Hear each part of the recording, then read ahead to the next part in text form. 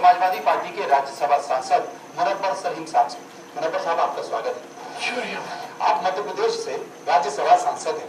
उत्तर प्रदेश की सरकार आपको सांसद लेकर आई, लेकिन ये आपका सौभाग्य है कि आपके घर दो राज्यों में है, मध्य प्रदेश में भी और उत्तर प्रदेश में भी।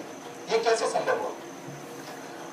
मैं सबसे पहले तो ये कह दूं कि मैं हिंदुस्तानी हूँ और राज्यसभा में बहुत सारे मेरे ऐसे साथी हैं, मनमोहन सिंह साहब से लेकर नजमा हैप्पी तक कि मोहतरमा मध्य प्रदेश की रहने वाली नहीं है, मध्य प्रदेश से।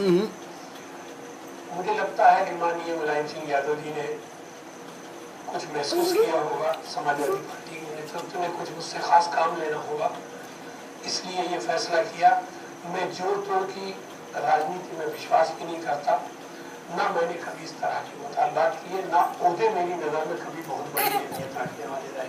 बिल्कुल, क्योंकि राज्यसभा की सीट काफी महत्वपूर्ण होती है किसी भी पार्टी और किसी सरकार के लिए, क्योंकि राज्यसभा में जाकर, सदन में जाकर वो सांसद उस सरकार के लिए और देश के कई गंभीर मामलों पर आवाज भी उठाता है। लेकिन ऐसे में अगर आपको समाजवादी पार्टी संसद में लेकर गई, राज्यसभा में लेकर गई, तो स्वाभाविक तौर पर चाहे मुद्दे मध्य प्रदेश के हों या उत्तर प्रदेश के, आपने उठाए दिए। कैसा लगता है? मनोज भैया, हमने पूरे देश के मुद्दे उठाए। भाषाई नफरत के खिलाफ मैंने तारीखी बहस छेड़ी, उर्दू का सवाल लिया। मैंने राज्यसभा में जब उर्दू का मुतालबा किया, उर्दू की तरक्की का मुतालबा किया, उर्दू को इंसाफ देने की बात कही, तो मुझे गर्व है इस बात पे कि मेरे साथ एसोसिएट करने वाले लोगों में नेता प्रतिपक्ष अरुण जेटली साहब भी रहे। मुझे इस बात पर फख्र है। तो मैं राजनीतिक मतभेद हो सकते हैं, लेकिन उनकी शख्सियत का मैं, और मैंने कहा कि वो जिसने इनकलाब जिंदाबाद का नारा दिया हिंदुस्तान की जंग आज़ादी को, वो उर्दू जिसने अल हिलाल के जरिए हिंदुस्तान के आज़ादी के मतवालों को अपना संदेश भेजा, वो उर्दू जिसने कौमी आवाज, जो जवाहरलाल नेहरू जिसकी एडिटिंग करते थे उस अखबार के जरिए आज़ादी का महत्व देशवासियों को समझाया, वो उर्दू आज सिसक रही है और तरस रही है इस बात के लिए कि जिस मुल्क में वो पैदा हुई है वो मुल्क उसे इंसाफ दे, जिस मुल्क को उसने अदालत, गवाह, दलील, वकील, कमीज, पैजामा ऐसे अल्फाज दिए, करोड़ों अल्फाजों का शब्दकोश दिया, और आज वो बातचीत में जिंदा है, लेकिन रोजी रोटी से उसका रिश्ता टूट गया है।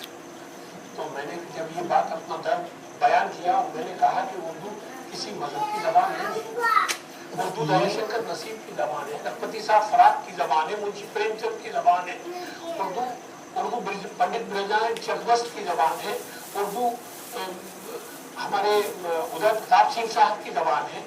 हमने जब ये बात कही तो मेरी बात को वहाँ से मैं बहुत उम्र में बहुत था, लेकिन संसद की उम्र मेरी कम थी। इसके बाद भी मुझे जो सपोर्ट आया और सपोर्ट करने वालों में खुद नेता प्रतिपक्ष भी शामिल हुए, तो मेरा दिल बढ़ा। हमने कई मुद्दे सुने हैं राज्यसभा में, कई विषयों के बारे में भी चर्चा सुनी है। गौ हत्या के बिल को लेकर बीजेपी को एक प्राइवेट बिल लेकर आई और गौ हत्या पर चर्चा भी हुई, कई नेताओं ने अपनी बातें भी रखी, लेकिन एक मुस्लिम नेता होने के नाते जिस मर्म को, जिस दर्द को आपने समझा, वो किस तरीके का था, क्योंकि वो चर्चा में रहा। देखिए, हिंदुस्तान की संसद में मजहबी फर्क तो है नहीं। हिंदुस्तान की राज्यसभा के जो मुखिया हैं वो भी, मजहब एक जाती चीज है, अपने पर्सनल मानने की चीज है जी, और मुल्क एक तरफ है।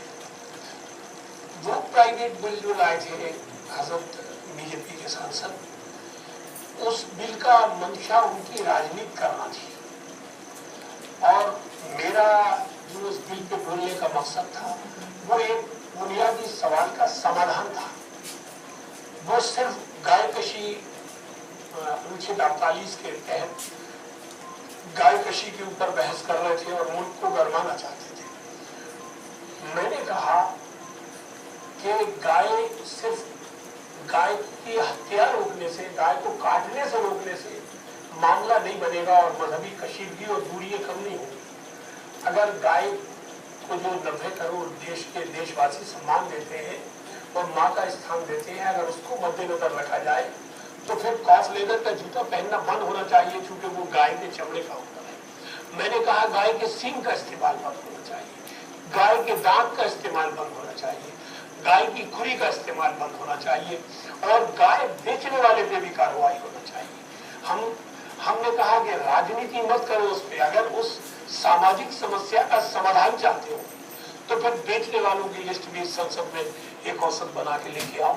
आप ये मानते हैं कि संसद और विधानसभा में भी ऐसे लोग हैं जो इस तरह का प्रयास करते हैं, इस्तेमाल करते हैं, चाहे वो विधानसभा हो या संसद हो? जरूर है और अफसोस की बात है। मैं बहुत बार देखता हूँ कुछ ऐसे जुमले वहाँ इस्तेमाल होते हैं जो नहीं होना चाहिए, लेकिन बहुत अच्छे लोग भी हैं और मेरी बात को वहाँ संजीदगी से सुना जाता है। मैं इस बात पर अपने आप को गौरवान्वित महसूस करता हूँ। तो रुकेंगे यहाँ पर कुछ पलों के लिए, वापस आएंगे तो मुनव्वर सलीम साहब से पूछेंगे कि वो कौन से मुद्दे हैं जिनके जरिए राज्यसभा में उन्होंने अपनी पहचान बनाई।